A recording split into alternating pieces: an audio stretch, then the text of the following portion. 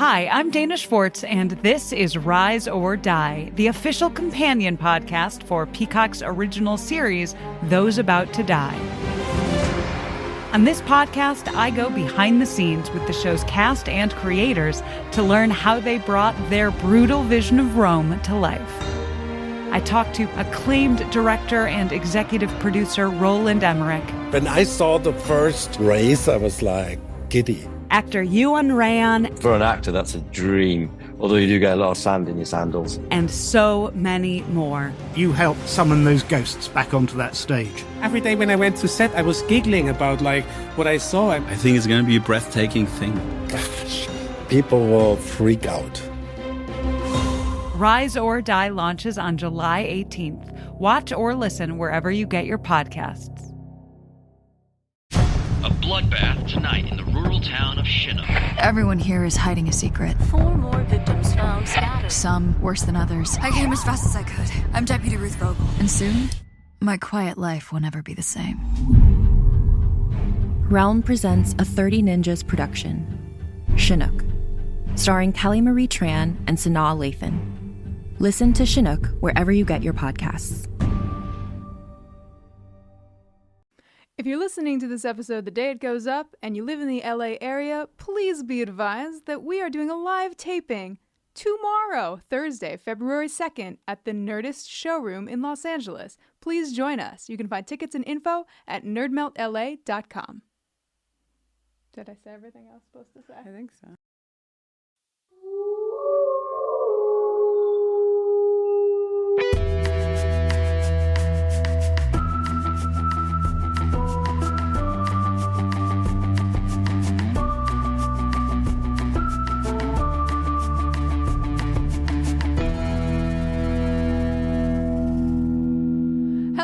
Welcome to Buffering the Vampire Slayer, a podcast where we're watching and discussing every episode of Buffy the Vampire Slayer one at a time. I am Jenny Owen Youngs. And I'm Kristen Russo, and this week we're discussing Season 2, Episode 4, Inca Mummy Girl. Stay tuned at the end of this podcast every week for an original song written by us, recapping the Buffy episode we're discussing. Inca Mummy Girl was written by Matt Keane and Joe Rankemeyer and directed by Ellen Pressman. It originally aired on October 6, 1997. And the summary of this episode is a beautiful Inca princess who was buried alive in a tomb 500 years ago is brought back to life. And the little image, which they're really getting me every week with the little images here, is just a close-up of Rodney's mummified brace face. Cool. So, fun surprise. We have somebody with us today. We really do. Who is it? Do you know? I would love it if you would explain it to me slowly and in great detail. Okay, well, her name is Mey Rude. Oh my God, I love Mey Rude. I mean, I love Mey Rude too. You may know, if you follow us on Twitter, you probably already know Mey Rude. Also, if you listened to our live episode, or not a live episode, but our songs from season 1 live show from Union Hall that's up on our Patreon page, you heard May just answering a few hot questions that we asked. Yes. And you may also know May. Did you like that? If you are familiar with Autostraddle, where May is the trans and music editor. Yeah. May, will you tell us what Autostraddle is for those of us? I mean, Jenny and I have kind of an idea. We've heard of it once or twice, but yeah. Will you tell our listeners in case they don't know what Autostraddle is? Yeah. Autostraddle is the internet's #1 website for queer women and feminist news and culture and essays. It's the best. I think we've talked about it on here before, right? No doubt. Yeah. So welcome, May. Thank you. Yes, welcome. Yeah, Thanks for joining us. May texted us while she was watching this episode for the first time a little while ago and was like, please tell me you're going to talk about how fucked up this episode is. And we were like, well, why don't you come and talk about it with us? Why don't you come on over? We can all talk about how fucked up it is. We're not ready for it yet, but soon we'll get into the Fashion Watch, where I think that even Kate gets in on how fucked up this episode is. Good. Cool. So let's jump right in then, shall we? First of all, did you have, like, Jenny and I talked when we watched this the first time, did you have, like, a cultural awareness fair or anything like that in your school when you were in high school or middle school? In the 6th grade, we did country reports where each student got a country and you had to do a report on it. And then we had, like, a fair in the gym. Yes. Where everyone dressed up. Yeah. And you had, like, a poster board and food for your country. Food, right? Yeah, same. That's exactly what we had too. Yeah. So when I was watching this, I was like, this is like pretty spot on. I don't think we had anything like that. Although it's possible that like anything that didn't involve like capes activity wise, I just blocked out. You could have picked a Cape country. Yeah. What exactly are the Cape countries? Yeah. Where Transylvania. Wait, is Transylvania a country? It was a country? Yeah, because it's. Oh boy. Yeah, we shouldn't go down this path. People will very swiftly discover our lack of geographical knowledge about the world. But yeah, I mean, we're going to talk about a lot of the things that happened in this episode, but in placing it in my, growing up, I was like, this is exactly what happened and what we did. We dressed up and thought that we were doing something great to bring awareness around other cultures. Yeah. And I wonder, I guess I wonder two things. One, is it happening? Our school's still doing this, and are we just aware of it? All of the fucked up parts of it because of the fact that we, have conversations with people who know things. Or is there more, do we think there's more sensitivity around stuff now? And maybe we're making food and bringing in meals, but we're not dressing up in some fairly appropriative.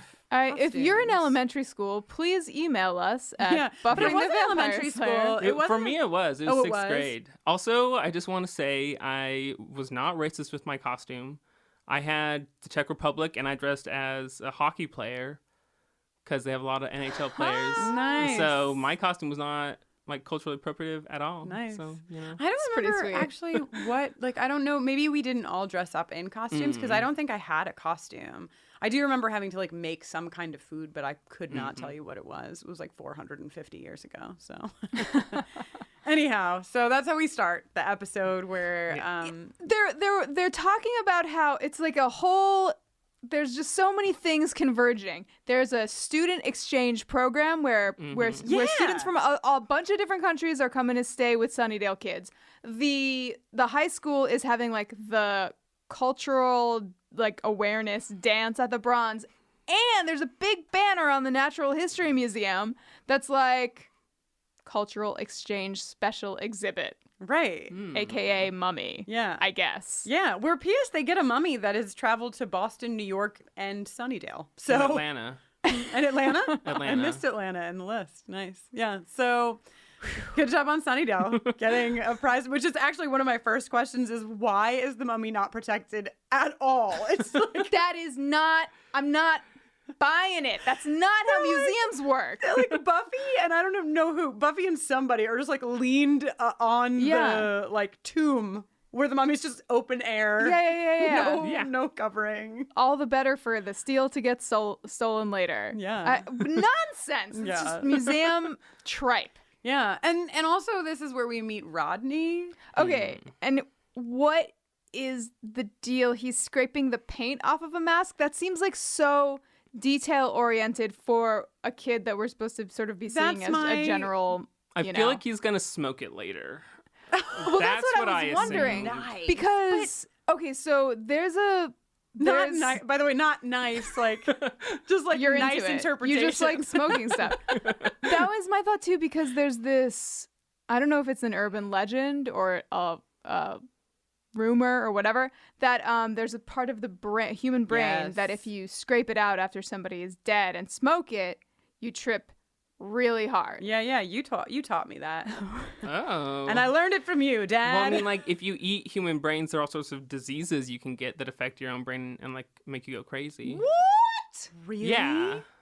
Where can I learn more about this? Where can I get some brains? I mean, just lots of movies about cannibalism or TV specials about cannibalism that maybe you watch if you're a little too interested in cannibalism. Got it. Yep. Yeah, well, you have to do some more looking into that, Jenny. Seriously. It's really right up your alley. But that was like, I had the same note on Rodney, though, is that like he's a really interesting character because he's introduced as like, oh, Rodney, he doesn't know anything. But then he's like scraping artifacts into a plastic bag and then also like so excited about that seal. Yeah. Why? Like, is he just misunderstood? That's what I wanted to know more. We lost Rodney too soon, is how I feel. Yeah, we'll never know. We'll never know. Also, the tour guide with the microphone and the red jacket, like, oh my right God, this That's a great way. jacket. He's very like John Waters. Yeah. Oh, Right? there I it couldn't is. think of it till right now. I was like, what does he remind me of? Oh, Yeah. that would have been a great totally. cameo if that was Ah, that actually would've John been Waters. Oof. fantastic. We should have asked John Waters if he wanted to be on this. Next time. Wow. But yeah. So then, right, factually speaking,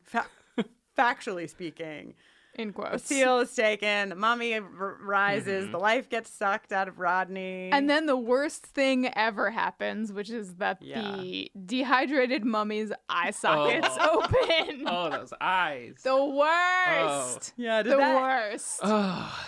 I watched Wow. this the first time while I was home, or not home, I was alone in an Airbnb in Nashville, and it was like midnight, and I was by myself. And I actually, even though I've seen this episode a bunch of times, I jumped when she like reached up towards Rodney.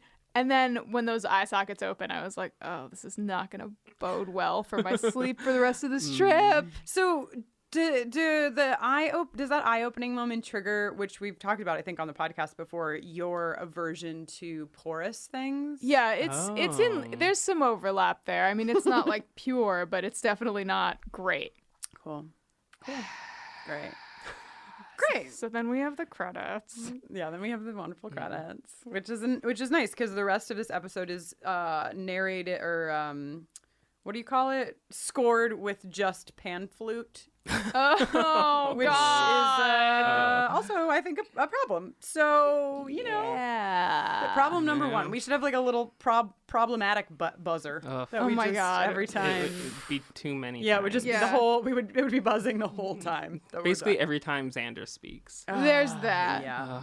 Xander's definitely given the majority of problematic lines, which is, I think, fitting for his character. Right in line. That's not to say that these lines should have been written, but if they had to be written and given to anyone, probably Xander is landing in the right spot. But you know, it's funny. I like when we talk about. Right, because, for example, Xander has this moment where he's like, I don't know any Spanish except for Doritos and Chihuahua. Well, he says, do we have to speak Spanish around this guy? Which, as a Latina, hearing that, it's like, great. Makes you feel really wonderful. Yeah, I would feel welcome in that school. Yeah, absolutely. Yeah. But my, like... And if you were meeting Xander and he was like, Doritos...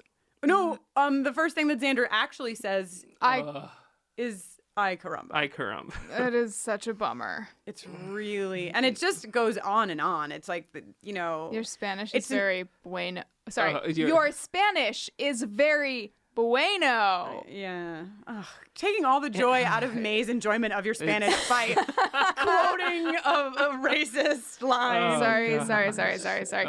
It's this trope that you see when somebody doesn't speak English, where people speak really loud, slow and loud. Mm-hmm. But Buffy and Willow are speaking just regular, right? And she's understanding and talking with them, and it's great. And I wonder, like, how we would look at this episode, too, if Empada, I mean, do we call her Inca Mummy Girl or Empada because that's the name that she takes after she kills Empada? Let's call her Empada. Right? Yeah. It's like, I wonder how different this would have at least been if Empada was like, the fuck is your problem? Like, there's something, like, doubly troublesome about the fact that, you know, they've made her character, like... I literally love the most racist person in the this guy's treating me like an idiot. Yeah, and I love him. And I love that. Yeah. Which is I mean it's I think it's bad enough. Well, she has been dead for a really long time. It's true. And Xander is just right there. Right. It's true. Well, and that's the thing too, is like I was thinking about this as a person who grew up in the 90s and as a person who probably fucking said a lot of this stuff. Like not like no fucking joke. I had no fucking idea that, you know, when I was 16, 17, if I was like, oh my gosh, it would have never occurred to me, which is certainly not to take the fucking responsibility off of myself for knowing things like that.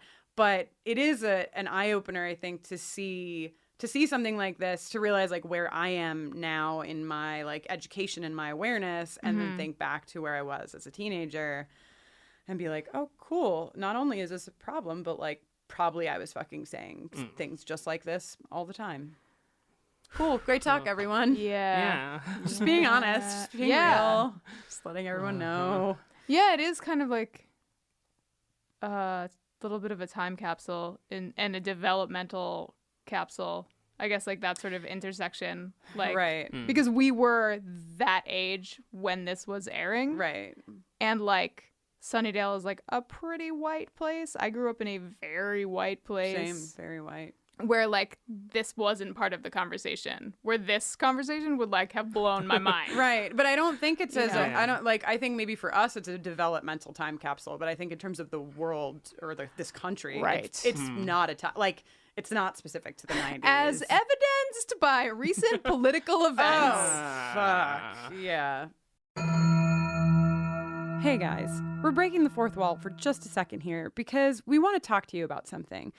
There's a lot going on in our world and in our country right now. There has been, but everything has reached critical mass. And when we come upon issues like this in the episodes or just in general chatter, we're really wondering if you want to hear more from us about our feelings on those things. You can certainly find our feelings on what's happening in the United States and in the world at large on our personal social media accounts, but we know you might want to keep this a space for escapism, vampires, and all of that good stuff. So if you wouldn't mind, shoot us a tweet, shoot us an email, shoot us a Facebook message, and just let us know. Do you want to hear more politics in here, or would you like us to stick to Angel, Buffy, etc., etc.? For now, we're going to talk about Willow. What's worse, seeing Willow in pain or seeing Willow in pain over Xander in an episode where he is being particularly dreadful? Yeah. It's all terrible. I'm really interested by Xander's by the arc of like Xander's crush on Buffy and how open they all are about talking about it. It just doesn't seem like a thing that would have happened in high school. Like I don't know that we were at all able to talk about the fact that we had an unrequited crush on another person. And he's really open about it, and they're all just like, yeah, Xander with that silly Xander crush. had a crush on Buffy, and Willow's got a crush on Xander, and Xander doesn't think about Willow's lips. But maybe because they're dealing with literal life and death stuff all day, every day. That's fair. The stuff that would normally be way more dramatic, right, in your high school time, yeah, that's true. Like sort of shrinks. That's true. Keen observation, I think. That's true. Yeah. I wanted to say though, all this freaking time I think about kissing my best friends, like whether in a romantic way or a non-romantic way. So like I didn't understand that argument. That she's my best friend, so she doesn't have the kind of lips that I think about kissing. Right. Well, I also think didn't resonate. It also seemed like, because I agree, I think it's more of the thing you say when you don't know how to say the truth. Like, oh, but I don't want to ruin our friendship. It's like if you have the feelings too that you want to kiss the person or whatever, pretty much usually just take the risk. Right. So yeah, but Willow has a lot of heartbreaking moments in this. I just love her sweet little self, and I'm like, come on, Willow. But we meet Oz. Yeah, we meet Oz this episode. Oz is my favorite male character on the show, I think. Wow, that's great. And where are you? Yeah, where are currently? You? I'm in the middle of season 3 still. What are we on, season 2? This is season 2. Great. Yeah, so I'm like a season ahead of where. This is cool. right now. Yeah. Gotcha. Yeah, Oz is pretty great. Oz is a big, for those of you watching real time with us, although I feel like it's every day that we get another tweet from someone who's like, sorry, I finished it. I don't know where. Oops. Yeah, I feel like we're going to lose everyone. By the time we're in season 3, everyone will have watched the whole series. Yeah. But yeah, Oz appearing is a big deal. And like, shout out to Oz. Shout out to Oz for the New York Islanders that he's wearing. Yes. I was born on Long Island, and I was there for 12 years, and then lived in the city for 15. So like. So you're basically like best friends with Oz? I'm best friends with Oz. Okay, is my point. got it. But also, like, that's a choice. Do we find out that Oz is even from New York? Is he just wearing a New York Islander shirt? I think he's just wearing a New York Islander shirt. I don't know if he would be a sports fan. Right. He's wearing it like ironically. Yeah, maybe he bought it at Goodwill as like a joke. Yeah, I was gonna say he probably just like likes the graphic on it. Yeah, the colors. Yeah. Blue and orange, pretty solid color combo. Mm-hmm. So, like, as we meet him, he's having a conversation with Devin, who has just had an exchange with Cordelia, who is dating him, which I 100% do not buy. I don't think Cordelia buys it. Do you see the kiss? Did you see the kiss? There's something else going on there. She's just killing some time. She's definitely killing. Cordelia literally kisses him on the cheek as though they're like brother and sister. She's like, mwah, bye. Yeah. And oh God, when Devin is talking to Oz about Cordelia, like, have you ever heard like a less convinced or like more distanced from the actual meaning of the sentence in performance of the sentence? Yeah, she's a hot girl. It's so great. Like, yeah, she's a hot girl. Right. It's so good. Yeah. Cue that line I'm supposed to say so you stop talking. Yeah, how it reads. Yeah. I do not remember Oz having such a facial hair situation. Yeah, it's really happening. It's really it's happening. A lot. Which, might get us right into talking with Kate. Oh, yeah. I think Kate has Kate has a lot to say. Kate has actually a lot to say. So, yeah, let's hear it. Please. It's time for our friend Kate to give you the Buffy Fashion Update. Welcome back, one and all, to the glorious return of Buffy FashionWatch in one of the most bizarre and culturally insensitive episodes of the entire series. Inca Mummy Girl has everything. Overalls, wool hats, and pink miniskirts that practically double as belts. Cordelia's lightened her hair, Willow's fully dedicated to pigtails, Cordelia's got a bougie knitted cardigan and later a vaguely Hawaiian-themed bikini, and nobody calls her friend out on wearing a racist geisha costume. Xander wears a poncho. The background extras at the Bronze are in t-shirts for no reason and not costumes, except for a couple who look like they might be in their 40s. Oz shows up and has a soul patch. Empada produces a tailored, non-specific quote-unquote period costume and jewelry out of thin air and wears the absolute hell out of a golden copper makeup scheme complete with a killer Twiggy-style cut crease in her eyeshadow despite having been dead for hundreds of years before like 2 days ago. There is just too much going on in this one episode. But if I was gonna nail it down to one thing, listen. Buffy in her bedroom before the dance, hair up, white t-shirt with those baggy overalls. Man, like, that's just a really good look.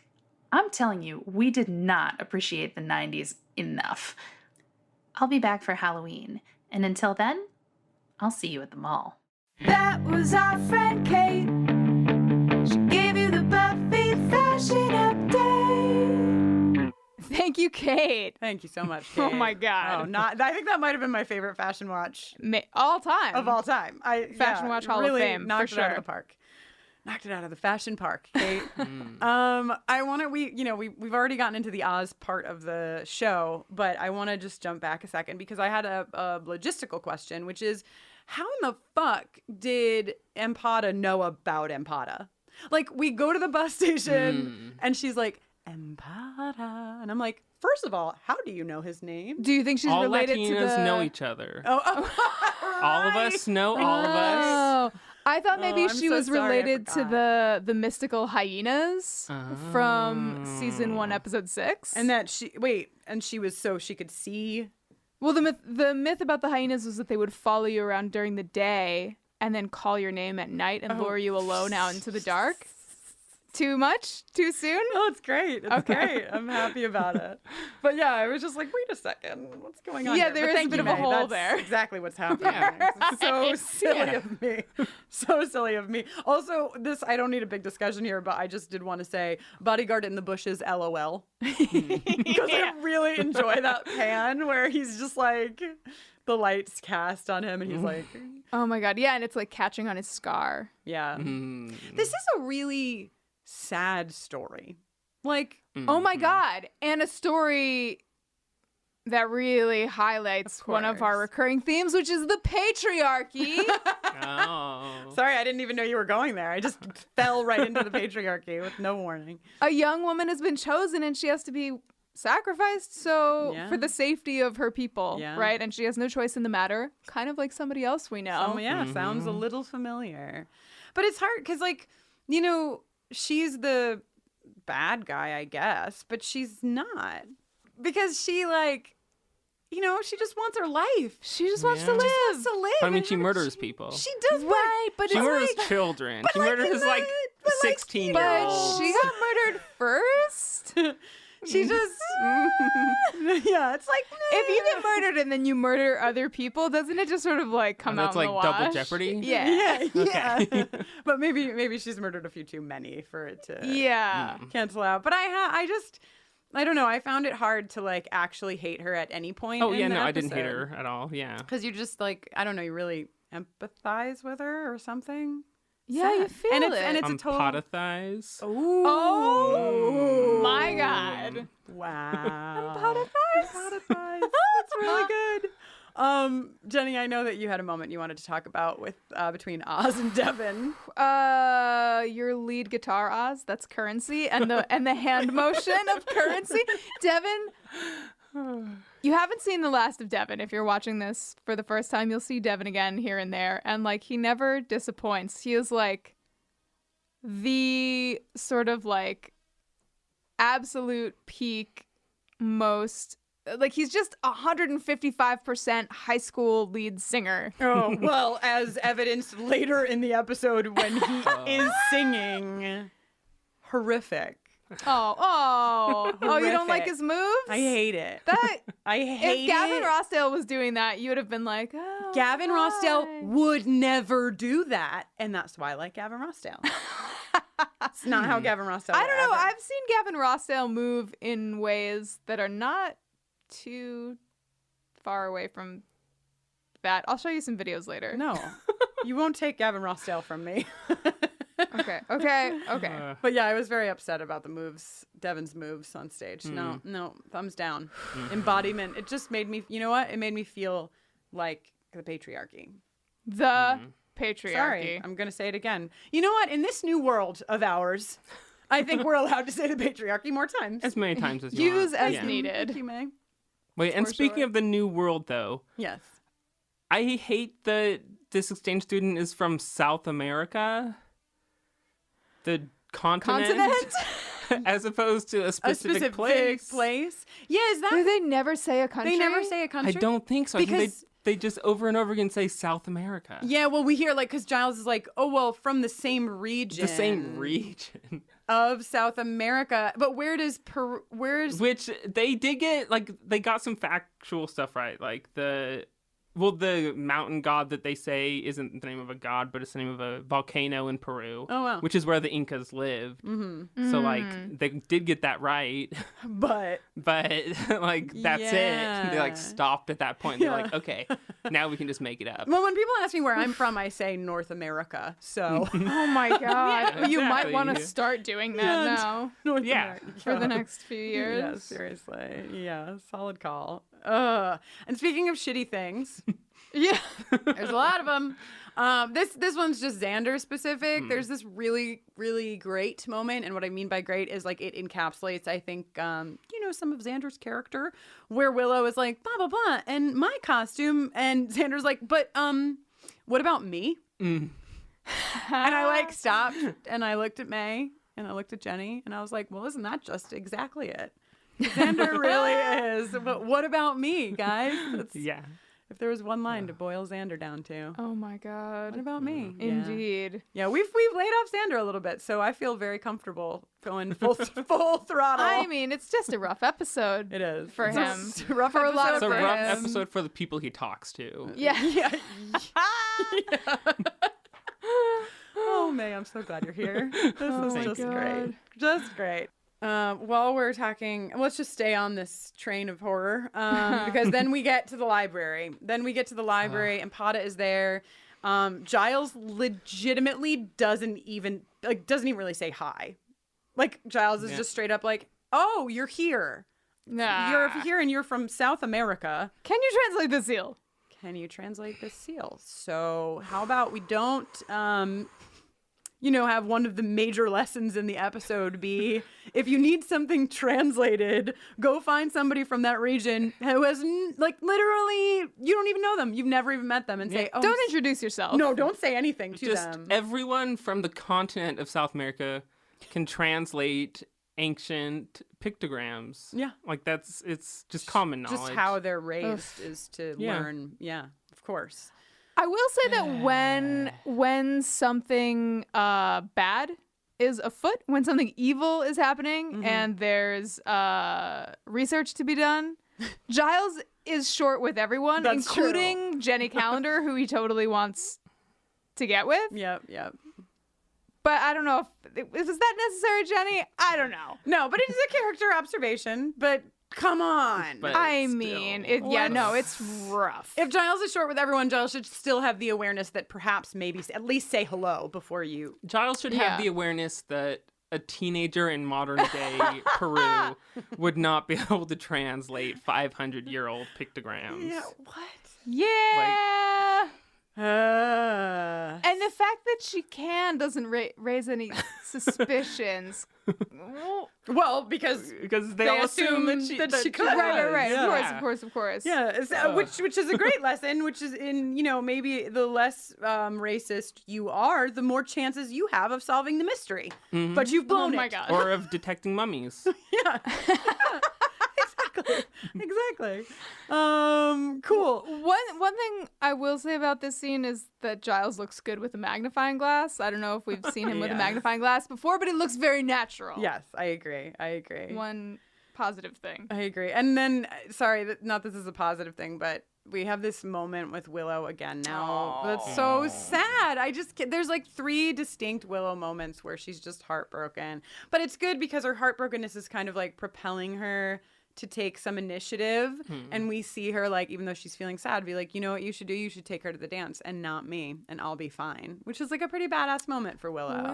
Right? Yeah. So I love that.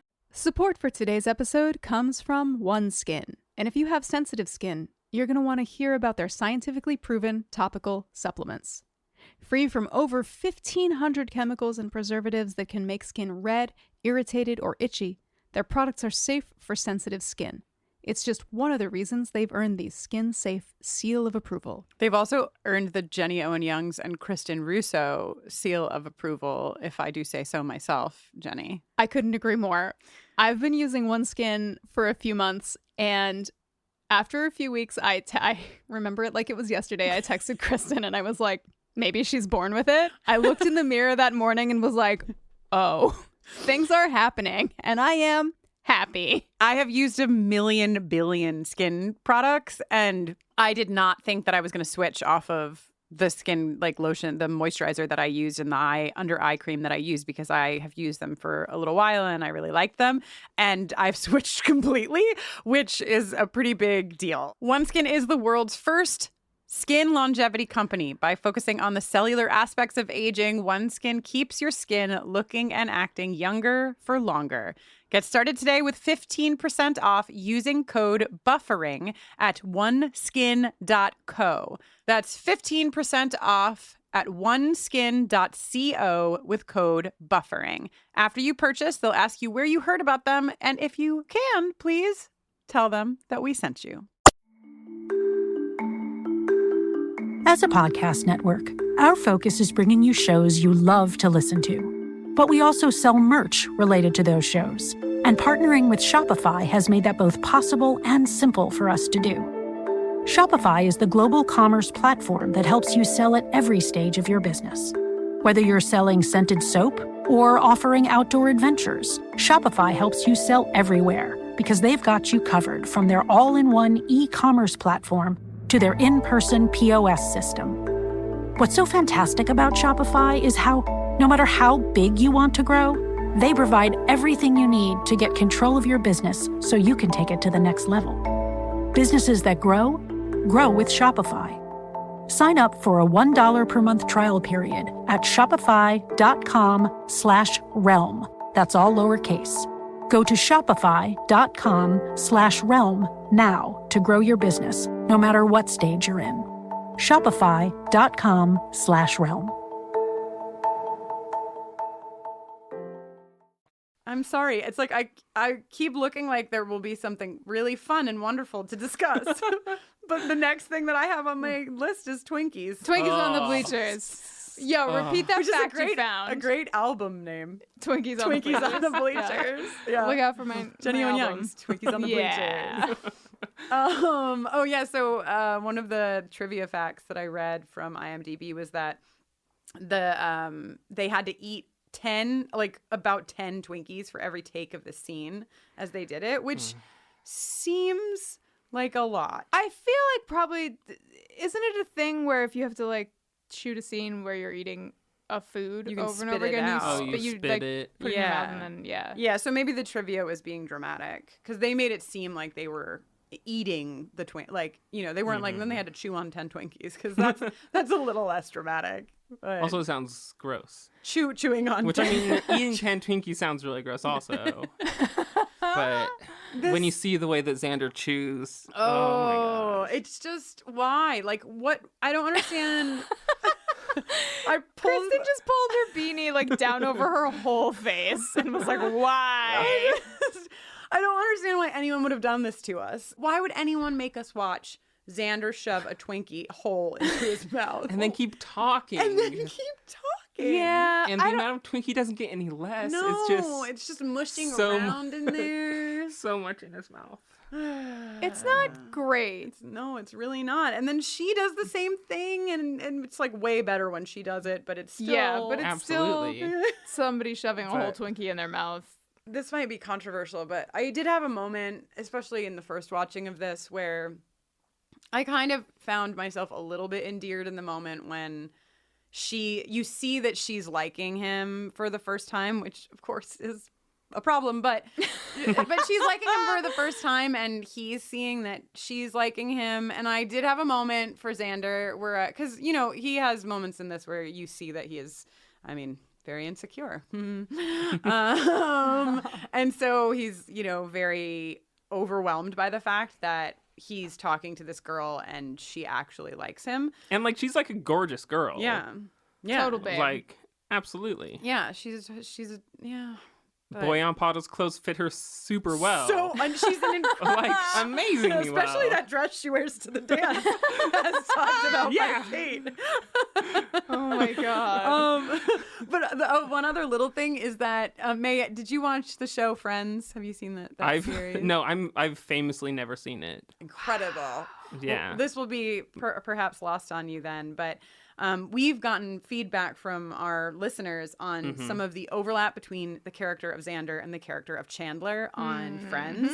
They really are. They have a lot of overlap, especially in the places where we don't like them. That's very, and so there's a moment, and listeners, if you saw it, if you did not see it, you should go back, especially if you know Friends. There's a moment on the bleachers when he, I think, hands her, what does he say? That's why you bring two. Because she's like, well, what about me? I'm not going to get to try it now. And he says, that's why you bring two. And he does this little gesture. And it is like you are watching Chandler from... it's incredible. Yeah. That's the one he's the guy who was in 30 Rock, or Aaron Sorkin's 30 Rock, Studio 60. Oh, that's true. Oh, is that? Yeah. Okay, yeah, because that's what I thought when I watched, because I love Studio 60 on Sunset Strip.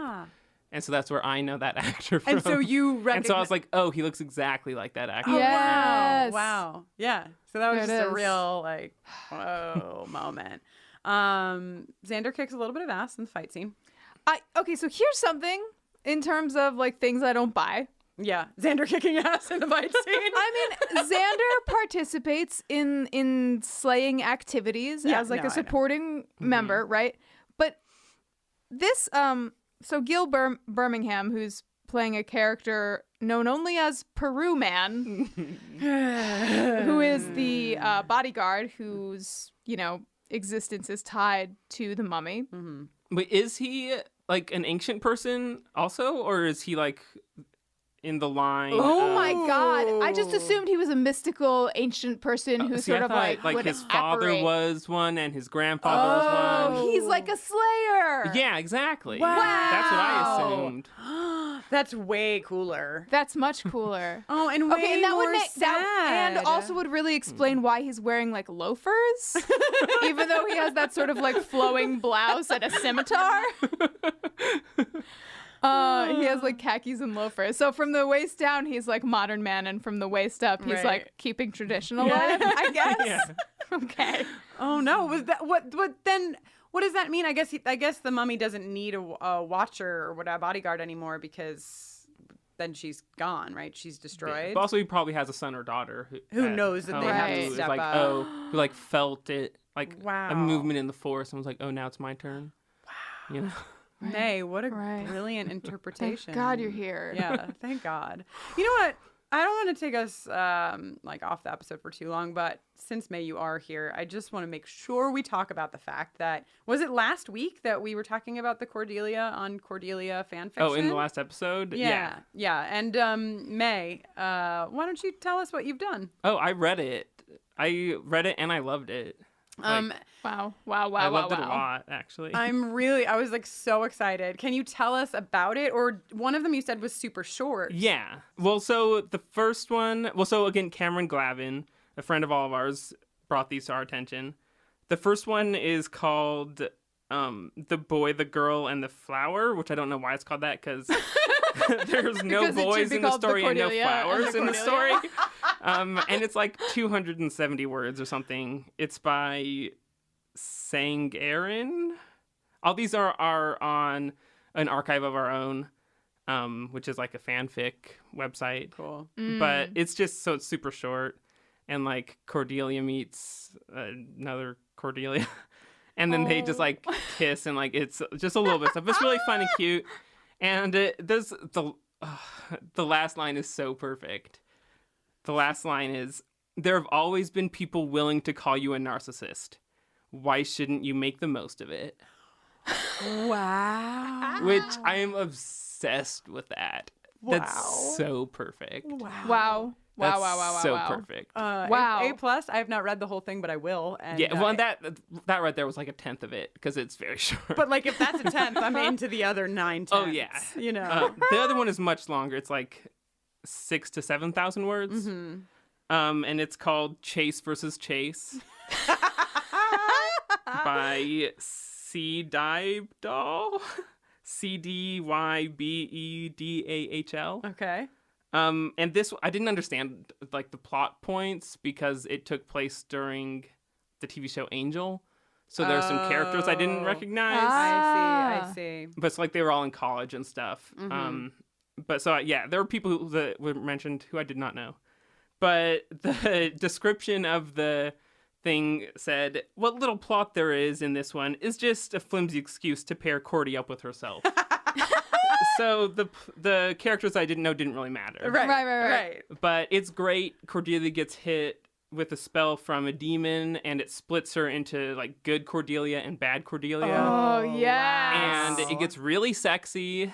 It's amazing. Okay. I would absolutely recommend it. Fantastic. It's terrific. Fantastic. Yes. May. Fanfic-tastic. Fanfic. Oh my God.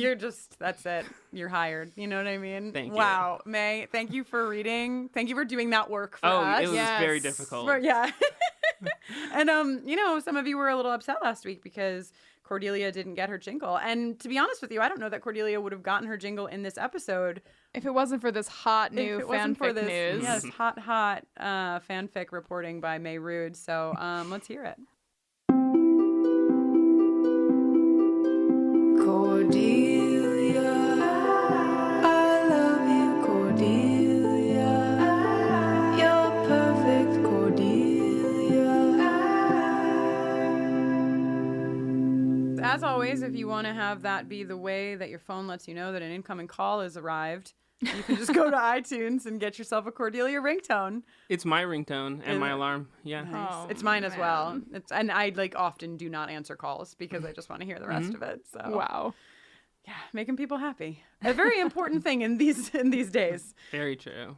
So a little shout out to the call out for the praying mantis episode. Oh yeah, I thought that was really fun, and also kind of like important because it's a big bummer that Xander has had like 2 encounters of a sexual nature that we've seen and believed to be like the only 2.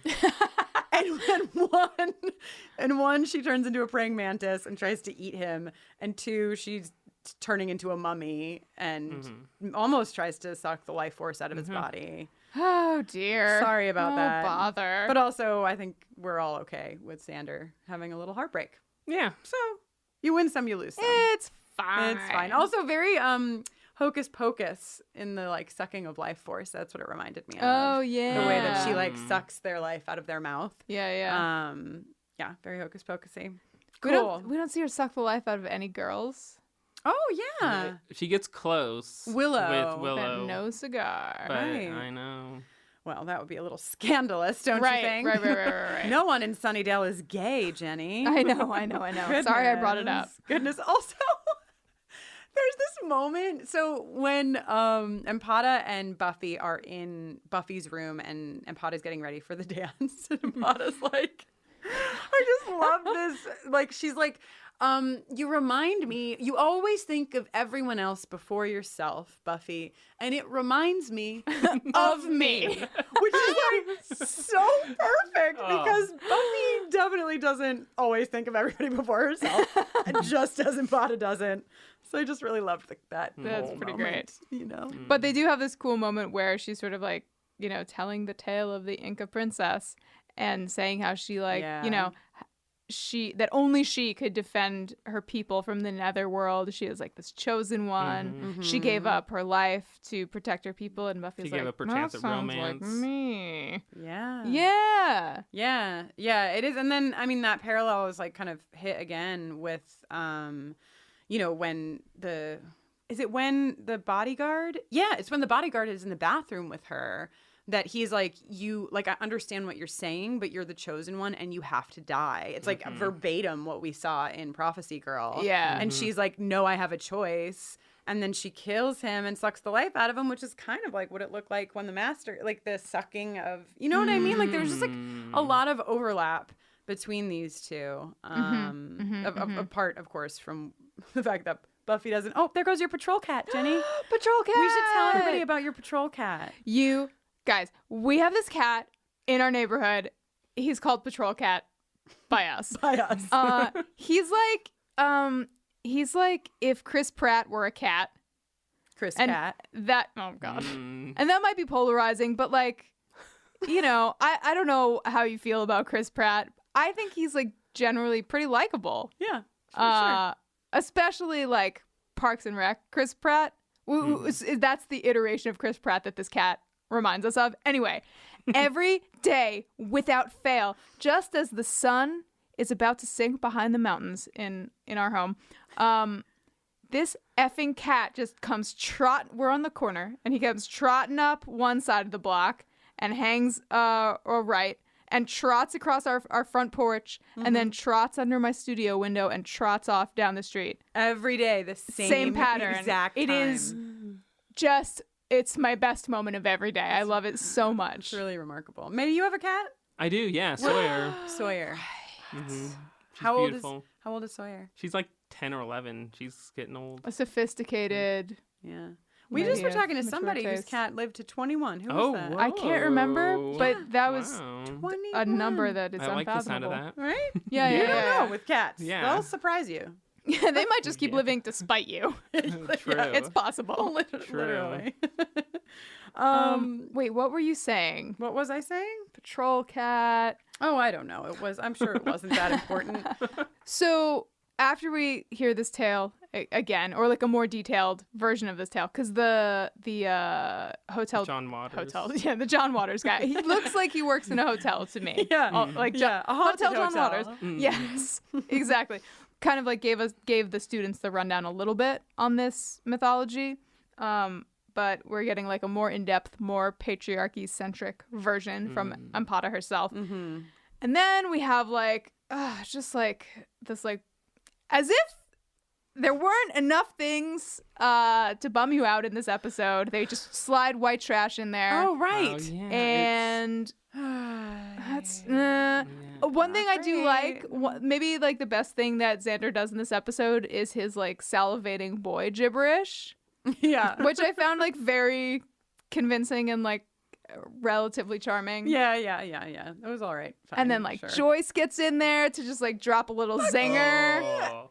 It's incredible because Kristine Sutherland was paid to be in this episode literally for like one line where she just called Buffy stubborn and then Buffy rolled her eyes. That was it. That was the whole thing. And the then dance. It's time for the dance. Before we get to the dance, the second thing that Joyce says is like, and this like it's meant to set up Buffy, sort of like, you know, Buffy's mirror of Ampata's life, where she's like, you know, we're highlighting that like Buffy doesn't have a normal life, but like Joyce says like 2 days in America, and Ampata already seems like she belongs here. Yeah. I always find like it's always a little bit hard for me to ingest those lines from Joyce, because Joyce really seems like she just doesn't seem like the kind of mom that would pull that shit, you know, like guilting Buffy for not going to the dance, like making Buffy feel shitty about burning down her school and like wanting her not to get in trouble. Fine. But like, I don't know, maybe I just want her to not be that person, to like, you know, make her kid feel bad about not going to the dance. Oh, I was thinking more like along the lines of like,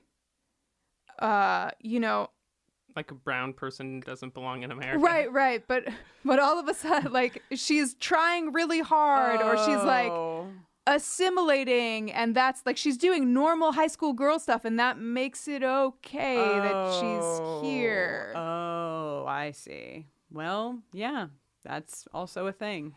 I just want to crumple up this episode and throw it in the trash. Yeah. But it is like, it is the first episode that has like a major Latina character, right? But I want to pull that back out of the trash, smooth it out, and hang it up next to my little cutout of Ariana Grande. Yeah, I mean, yeah, it is, but I don't know. Is it better to have had it or not? You know, is it more trouble? Like, I think she's a pretty good character. Just people don't treat her well. Right. Yeah, she's a dream. Like, I mean, she's great. The world she's thrown into is just racist. Super racist. Yeah. Yeah. Which is, Speaking of racist, let's go to the dance. God. Cultures are not costumes. People are not costumes. Yeah, the woman... Oh, it's just bad. Okay. We heard Kate talked about it already, but theme parties are like my favorite thing on earth. Like, I love parties where you have to go dressed in a costume. Right. But this was like my nightmare. This was so bad. Because of exactly what you just said. It's like just a bunch of white people dressed as other a Japanese geisha, as like this most stereotypical. There was like someone dressed as like an Arab sheik. Oh, I didn't even see that. It was like a lot of bad stuff. Yeah, a lot of yeah. So there's a Native American costume. Yeah, so not good. I like Jonathan's Crocodile Dundee outfit. Yeah, Jonathan. That was a ray of light. Welcome, Jonathan, who you don't know has a name. Yeah, I was going to say, I don't know who Jonathan is. Yeah. The guy dressed as Crocodile Dundee. Yeah, that's Jonathan. I thought he was dressed as the kangaroo rat from Rescuers Down Under. Oh my God. Amazing. Rescuers Down Under. When did that come out? Great question. Right? Great question. First digitally animated film. Really? Really? Wow. I mean, it had to be around maybe like 5 years before this. 1990.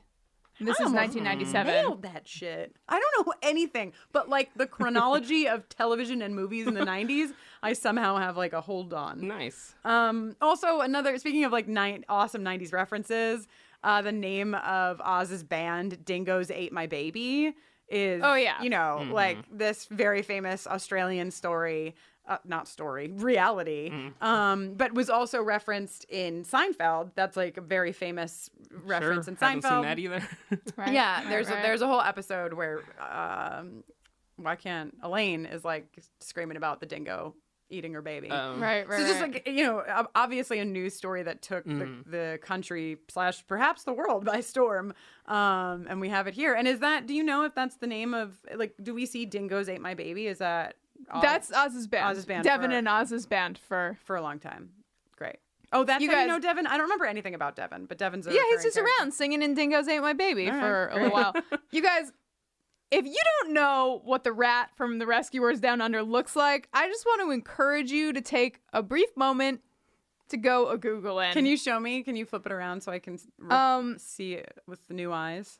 Yes. It's like the exact outfit. It's exactly what Jonathan is wearing. Wow. Exactly. Wow. We'll put up a side by side. Except he's not wearing pants. If we can find, we'll because he's a rat. Well, rats don't wear pants, so that would be silly. That would be very silly. We'll do a side by side of Jonathan at the dance and the rat from the Rescuers and we'll put it Down on Under. Facebook and Twitter, so you can check that out. That's like, it's funny because that's a like job or like a practical type of dress for like a particular climate or a particular activity. Right. I don't know what I'm talking about. That was your full thought. Yeah, sorry. I maybe should have just vetted that one before I opened my mouth. Also, has Giles come over to Buffy's house yet? Because that struck me as like a thing that I don't know that we've seen before. I feel like he has been over one other time. One other time? With like the gang, I think. Okay. Because I was like, whoa. And like, Giles is like up in Buffy's room. Like, where is Joyce? And what would happen? Like, how would you possibly explain why your librarian is in your bedroom? Just thinking about that. That's all. Just thinking about that. Also, I just want to talk about my appreciation for Giles as he's putting the seal back together. This is like, if you had to like distill what I love about Giles into a moment, it's this, where he's like, I don't even remember the line he's saying, but he's like, the twin something. And he's like, right. And he like fucking finds the piece and puts them together. Oh, he has my heart, that Giles. Mey, I know Cordelia is tippity top of your list. Oh, absolutely, yeah. But you're into season 3 now. Do you have other favorites? Wait. We shouldn't talk about... Well, no, I don't mean like... I just meant like you've watched a bunch of the series. Well, I mean, I do like Oz a lot. Yeah. Like, I mean, not just for a guy, but overall, I like Oz a lot. Yeah, what a dreamboat. Yeah. Yeah, Oz is good. Jenny Calendar, of course. Oh, of course. I mean, like being a witch, You feel a connection to that techno-paganry. Techno-pagan vibe. Yes. I mean, Buffy and Willow I like a lot. Has there been, especially like at this point in the series when you got to this point, how are you feeling from season 1 to season 2? Because I feel like you had a big... Oh, yeah. Well, I struggled through season 1. You talked about that in a previous episode. And you were much kinder than what I actually said. Like, I really struggled with season 1. I did not know if I was going to keep watching the episodes after season 1. I was just going to keep listening to the podcast and be like, okay, yeah, I don't know what they're talking about, but they're cool people, so I'll listen. What was your turning point? It was... Well, I think the episode where I really turned was Halloween, so that's in like 2 episodes from now. It's a good one. Because it's just like, I don't know, I really like, and Cordelia's really good in that episode. Yeah. And it just had a lot of, and Willow's really good in that episode. Yes. And so there was a lot of really good character stuff in that one. And so I think that's the one where I was like, oh, okay, I'm like really invested in this now. So yeah, so now I really like it. Yeah. It'll be fun if you want to. It will be fun to go back to season 1 again. At least if you have my experience. Well, because I couldn't. I actually, you made it farther than I did because Jenny tried to get me to watch it twice, and I couldn't do it. And then this time I was like, like I had such an attachment. You already developed affection for. Yeah. So I mean, listen. Nobody's pressuring you, Mey. But like maybe one day you'll want to. Okay. Maybe one day when we do another podcast called Jenny and Kristen Watch Buffy Again. We just do it all over again. Oh my God. For the rest of our lives. The rest of our lives. It wouldn't even take that many. We don't even, like, if we did back-to-back Buffy episodes and we cycled through them. Like we probably, even if we lived to 80, we'd probably only make it through the series a few times. It really takes like 3 to 4 years to get through it. Cool. Okay, Giles gets knocked out. That's on my list as a thing. Just want to say it. Make sure. Yep. Right? It counts? Right. Does it count? Ding, ding. When he gets thrown into the because he's sarcophagus unconscious. thing. Yeah. Oh, thank God someone said sarcophagus. Yeah. So important moments that we don't want to miss, of course, is Oz seeing Willow. Oh my God. Which is a really solid moment. Who's that girl? Who's that girl? Ugh. And then he's like, "Where'd that girl go?" Oh, he's Also, so cute. important moment, Willow knocking over the Eiffel Tower of cheese. Yes. So good. None of that cheese looked French. No. Right? Nor fresh. No. Didn't look fresh or French. It looked horrible. I'm like, I have nothing against cheese, but that was not my kind of cheese. Potentially sealskin jacket aside, I do really like Willow with a harpoon. I wouldn't hate seeing more of that. And Willow with the fur around her like face, with just that her little pleases head. you. It's a good look. Like she does. Yeah, look, she's very cute. Yeah, she's very adorable. I'm into like if she spent the rest of the show just wearing thermals and like thick fisherman's suspenders, I would be like, yeah. And carrying a harpoon. Yeah. Which would be so useful in so many scenarios. Very true. Absolutely. That Very would be true. ideal Willow for me. Yeah. Yeah. Okay. I'll just keep dreaming that dream. Oh my gosh. Oh, okay. I almost went off track and started talking about Willow, and we can't do that here because we're staying with this episode and only this episode. Love hearing Buffy tell Giles that one of these days he's going to have to get a grown-up car. Oh my God. This whole scene is my favorite thing in the entire world. I love Buffy and Giles in the fucking car where she's like rolling her fucking eyes. She's like, could you fucking go faster? Could you put your foot down? And he's like, I'm doing the best I can, Buffy. It's just really solid. Really solid stuff. Yeah, and the Giles mobile, so loud. Just puttering and sputtering. Oh my God. So. Also the great like shrug sigh moment. Between Willow and Xander. Oh yeah. Fucking Willow, man.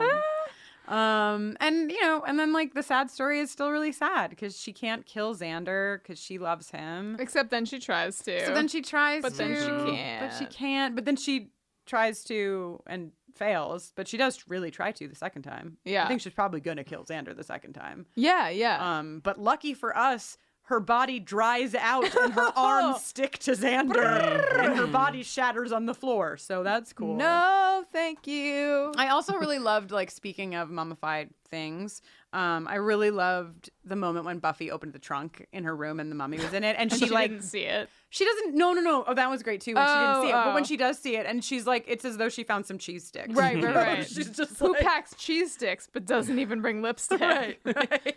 Which she had lipstick in the bathroom scene earlier, so I didn't understand that when she told Buffy that she didn't have any lipstick. Great point. So I just what's going on here? Just too many lies. Too many lies. Too many. Well, Ampata does say you haven't been being honest with me either. There's just a lot of deception going around.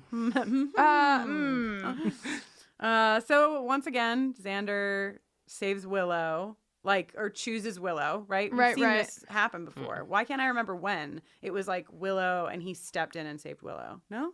Am I making this up?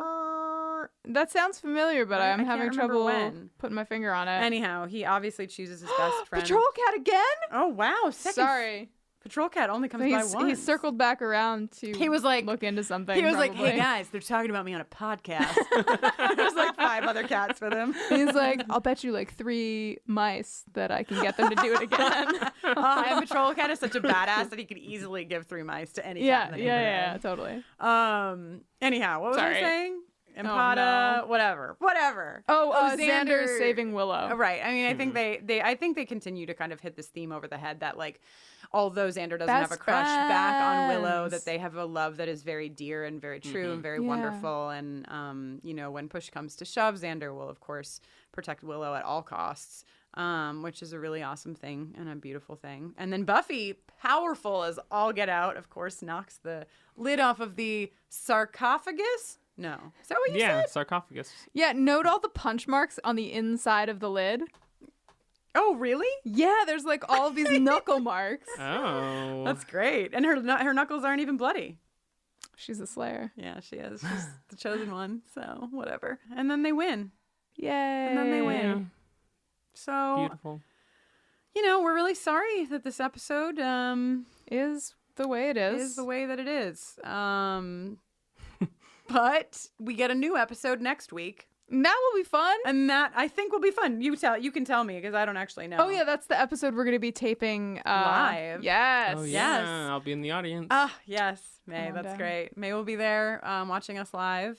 For those of you who don't know what we're talking about, we are doing next week's episode for Reptile Boy live at Nerd Melt Showroom in Los Angeles. And you can find out all about that at nerdmeltla.com. It's on February 2nd. Is that the day after this goes up? It's tomorrow. Oh my God. Hurry, run, don't walk. Oh yeah. Cool. May, do you have any final thoughts on this episode? Did we miss anything that was like Sexual Tension Award? Oh my God. Great. Do you have any I mean, I want to give it to Empada and Willow for almost kissing there at the end. Nice. Yes. Like, it was so close. Like 3 times she leans in. But not quite. It just wasn't meant to be. No. Wow. Okay. Yeah. With you. I don't have anything that could beat that. Do you? Oh. Well, challenge here from Jenny. No, it's just like, I mean, look, I know that we don't like love Xander, especially in this episode. But I feel like there's a lot of tension between him and Empada. Well, yeah, but like we're bored by that. I Right, feel okay. here's what I feel about the sexual tension award. I feel that It's supposed to highlight something that's not.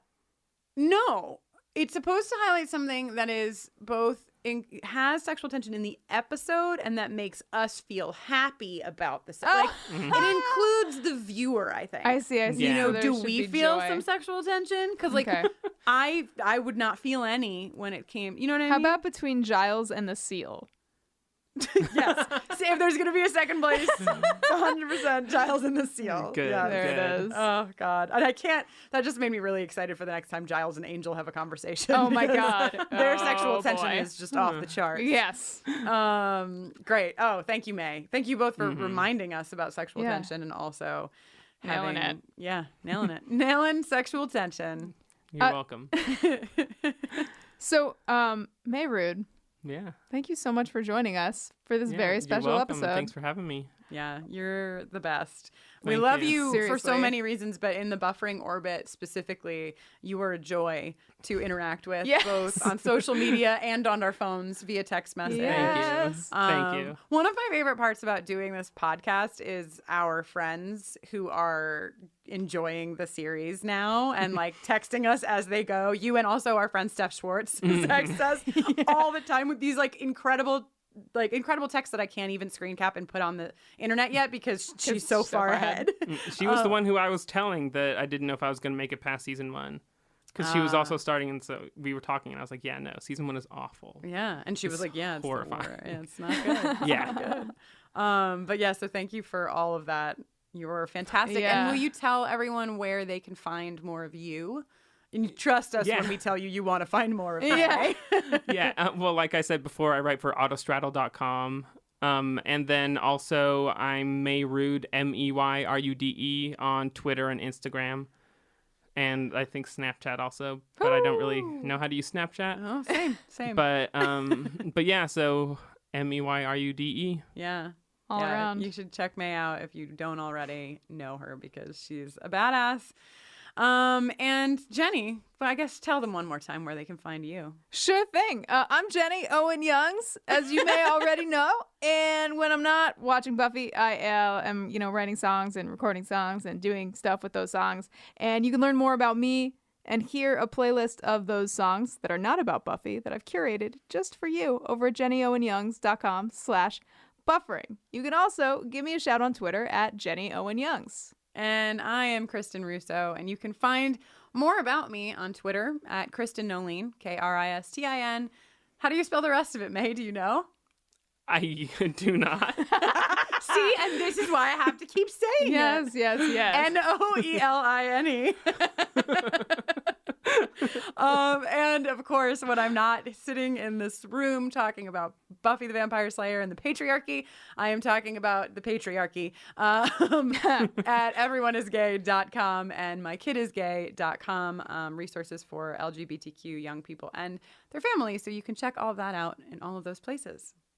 Buffering the Vampire Slayer is on Twitter at BufferingCast and on Facebook at facebook.com/BufferingCast. You can also email us at bufferingthevampireslayer@gmail.com. We love getting your emails, and we read them all and star them for future mailbag episodes, and we really appreciate all of the fascinating things you guys have to tell us. Yes, so much. Also, if you want to support us, we have a Patreon page. It is just patreon.com/bufferingcast. The last time I checked, we were already halfway to our goal of $1,000 per month, which is really incredible. It helps us get the equipment that we need to keep things going. It helps us to have more time to devote to each of these episodes, and it also gets you really fun stuff. I put up a video last week of Jenny and I writing the bridge to When She Was Bad. We share the MP3 files of the songs with our $5 donors. We're going to be doing a Buffy watch very soon with all of our donors. It's a fun place for many reasons, and you can check that out over there. You can also head on over to iTunes and leave us a review if you like us. If you don't like us, that's fine. Just no pressure to leave a review. You don't have to tell anybody.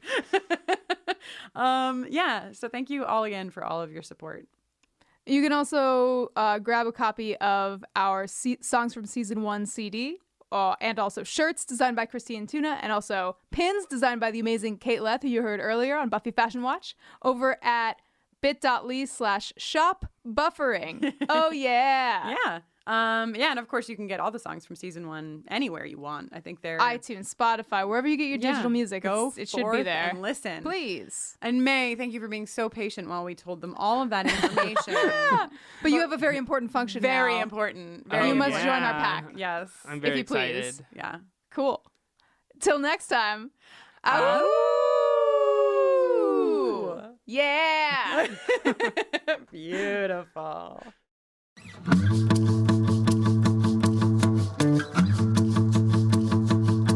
Well, it's Cultural Exchange Week here at Sunnydale High School.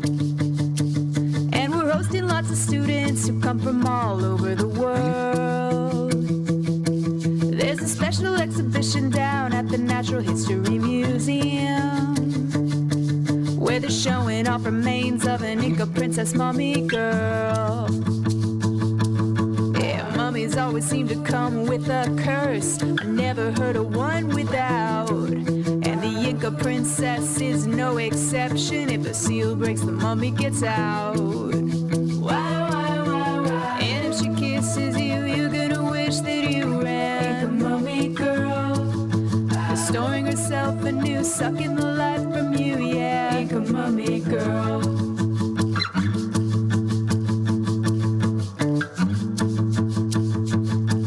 Well, Xander and Empata seem to really like each other a lot now. And they're going on a date to the problematic dance at the Bronx. Dingoes ate my baby are rocking just as hard as they can now, thanks to a dreamy lead guitarist whose name is apparently Oz. This is inconvenient, but we just found out Empata was the mummy this whole time. Xander's gonna be so totally bummed out, but at least he saved Willow's life. And if she kisses you, you're gonna wish that you ran. Inca mummy girl, restoring herself anew, sucking the life from you, yeah. Inca mummy girl. And if she kisses you, you're gonna wish that you ran. Inca mummy girl, restoring herself anew, sucking the life from you, yeah. Inca mummy girl.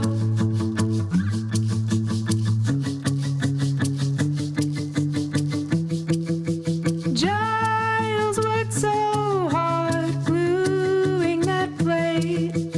Who knows if Xander will ever find a non-homicidal mate?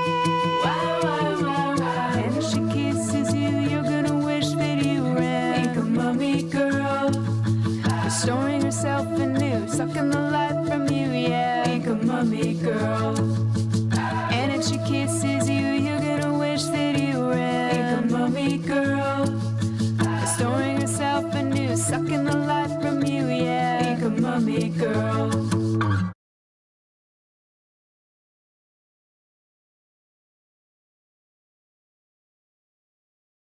Dana Schwartz, and this is Rise or Die, the official companion podcast for Peacock's original series, Those About to Die. On this podcast, I go behind the scenes with the show's cast and creators to learn how they brought their brutal vision of Rome to life. Gosh, people will freak out. Rise or Die launches on July 18th. Watch or listen wherever you get your podcasts. Finding a new podcast to listen to is easy. Finding a good new podcast, that's a little tougher. So let me recommend one. It's called Something You Should Know. If you like fascinating information you can use in your life from some of the top experts in the world, you're going to like Something You Should Know. I'm the host, Mike Carruthers, and recently we've covered topics like the benefits of laughing, the science of dreaming, where your deep desires come from, even how to make the perfect burger. We produce 3 episodes a week, and each episode is packed with rock-solid intel that will make your life better. And we have a lot of fun doing it. Something You Should Know has been ranked on the Apple Podcast charts every day for over 7 years. A lot of people like this podcast, and you will too. Listen to Something You Should Know wherever you get your podcasts. Look for the bright yellow light bulb on the blue background. It's Something You Should Know.